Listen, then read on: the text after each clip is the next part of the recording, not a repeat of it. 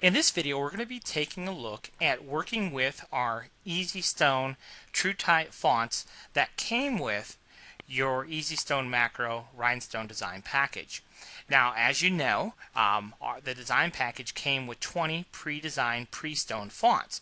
And the way that we showed you to use them originally was simply type out the word that you're looking to use, and then we would come up here and select a font to use, and then we would scale this font to whatever we wanted it to be, and then we'd come over here to our editing tab, click on break our text, and then we would set our stone size here and click on the resize replace.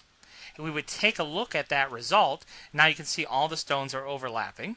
So what we would do then is scale this up to some amount and hit resize replace again till we get the spacing between the stones that we wanted to see. And after a couple of times you could see that we're getting pretty close to the spacing between the stones that we're looking for. And there you have it. All of our circles are 3.2, and the spacing between the circles is basically what we want. So, that's fairly easy, right? It took a couple of chances with doing the resize replace, but it got it pretty close. And while that works, and works fairly well, we did get the feedback to say, you know what, I don't like that because I gotta resize it. I just have to kind of guess, and then I have to size it down, and then I guess some more, and I guess some more until I get it close. Well, we thought, that's pretty easy, but we understand. We hear your feedback, and so we want to make it better. And so what we did is we said, well, how can we make this better? Well, what we did is we went out and to look at what other people are doing. And we came across this website, Rhinestone Alphabets. And now they have a lot of great TrueType fonts as well. But what they did is they gave their customers a chart. For every font, they tell you exactly what point size to use in CorelDRAW to achieve the circle size that you may or may not want to use. Because, see, for example, they tell you 216 for an SS10. That's the point size of the text for this particular font. But what they don't tell you is what size circle that actually is going to make. Some of us use 3.2, some of us use 3.5. We use all kinds of different rhinestones, all kinds of different circles. So that really doesn't get the job done. And besides that, I don't want to have to refer to this darn chart. Look at all those fonts and all those different numbers, and yeah, I don't want to do that. So there's got to be an easier way. Well, we thought that was pretty easy. If you compare the two, just typing out the word, scaling it, whatever you think it should be, hitting the resize replace, scaling it again, resize replace till you get the spacing between the circles that you like. After 2-3 tries, boom, you're pretty close. So, well, we decided to make it a little bit easier for you. And if we educate you a little bit on some mathematics, it's going to be pretty easy to get these circle sizes the way you want them very, very quickly. So let me show you how this works now. And if you haven't already downloaded the new Rhinestone fonts, go ahead and do that. You should have received an email. If not, just drop us a line and we'll make sure you get the download information. But here's what we need to do. Let's go ahead and type out EasyStone again. Okay. And let's pick a font. But what you're going to see here, all of our Rhinestone fonts, by the way, all of them come TrueType fonts, and all of them now have this after it. So you have the name, so like this is number 4, 5, 6, 7, right? And it has a numerical value afterwards, which in this case is 1.25. So let's go ahead and select that. And what that means is if we scale this font to 1.25, that's the basis point for an SS10, because that is the most commonly used rhinestone size, right? So SS10 what though? See, that's just what the other chart was showing us. It doesn't really tell us what our circle size is, and that's really the beauty of EasyStone, because we tell EasyStone what size circle we want to work with for our template. Now, if you look at this, you're going to say, well, this isn't going to work with beans because right now all the circles are touching one another. Well, that's done purposely, because watch what's going to happen here. So it tells us in the font name now the basis point for SS10 should be 1.25. So that's where we're going to start, 1.25. So I'm going to come over here to my editing tab and choose this button right here, break our text. Now, the actual circle size itself could be anything right now. What we're going to do is we're going to tell it we want 3.2 circles. So we're going to go back to the Stone tab, hit Resize Replace, and now you're going to see we would get our circles that are 3.2. They're no longer touching one another. Okay. Now when we created this font, this is the look that I wanted. I wanted a little bit more gap than is typically used. Now you may like that or you may not. If you don't like that, then we can go back to, well, let's size it down a little bit and hit Resize Replace.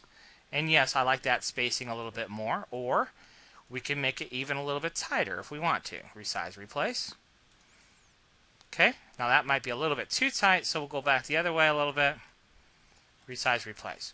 The point being, though, is when you have that numerical value, 1.25 in this case, that was the size that the font was originally created for. And you can scale up and down to modify the spacing between the stones at will. Now, here's what I wanted to teach you a little bit on the mathematical side, so you can get your stone sizes exactly how you want them. So, for example, right now all of these stones are at 3.2 millimeters, right? Because that's what we told it we wanted. What if I wanted, I'm going to switch back over to millimeters here. So if I click on a circle, you see it says 3.2. What if I want that circle to be for SS6 stones 2.4? Well, here's what you have to remember. Okay? When you're going from a larger circle, a larger stone, to a smaller stone, I always sit with a calculator on my desk. And so when you're going from larger to smaller, you want to enter the smaller number first, divided by the larger number.